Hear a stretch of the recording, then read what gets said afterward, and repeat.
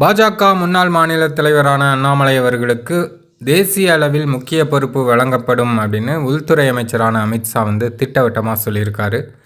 தேசிய பொறுப்பு வழங்கப்பட்டாலும் மாநில அரசியலில் அண்ணாமலை முக்கிய பங்காற்றுவார் அப்படின்னும் அமித்ஷா சொல்லியிருக்காரு. இதுபோக இன்னொரு தகவலும் வெளியாயிருக்கு. அதாவது பாஜகவின் தேசிய பொதுச் செயலாளராக அண்ணாமலை தேர்ந்தெடுக்கப்பட்டுள்ளதாக பாஜக முன்னாள் எம்பியும் தமிழ் ஆர்வலருமான தருண் விஜய் ஒரு போஸ்ட் ஒன்று பண்ணியிருக்காரு. அதுவும் இணையதளத்தில் இப்போது பயங்கர வைரல் ஆகிட்டுருக்கு. தமிழ்நாட்டில் பாஜக தலைவராக அண்ணாமலை வந்த பிறகு தான் பாஜக ஒரு மிகப்பெரிய அளவில் வளர்ச்சி அடைஞ்சிருக்கு அப்படிங்கிறத பாஜக மேலிடம் நல்லாவே தெரிஞ்சு வச்சுருக்காங்க.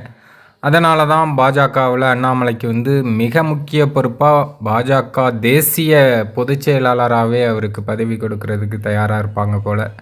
அது மட்டும் இல்லாமல் மாநில அரசியலிலும் அவர் முக்கிய பங்காற்றுவார் அப்படின்னு அமித்ஷா சொன்ன விஷயங்கள் தான் இப்போது கவனிக்கப்பட வேண்டிய விஷயமாக மாறி இருக்குது. அரசியல் வட்டாரங்களில் ரொம்ப பரபரப்பாகவும் இது பற்றி பேசிகிட்டு இருக்காங்க. இது பற்றி உங்களுடைய கருத்தை கமெண்ட்டில் சொல்லுங்கள். அரசியல் பற்றிய செய்திகளுக்கு நம்ம சேனலை சப்ஸ்கிரைப் பண்ணுங்கள்.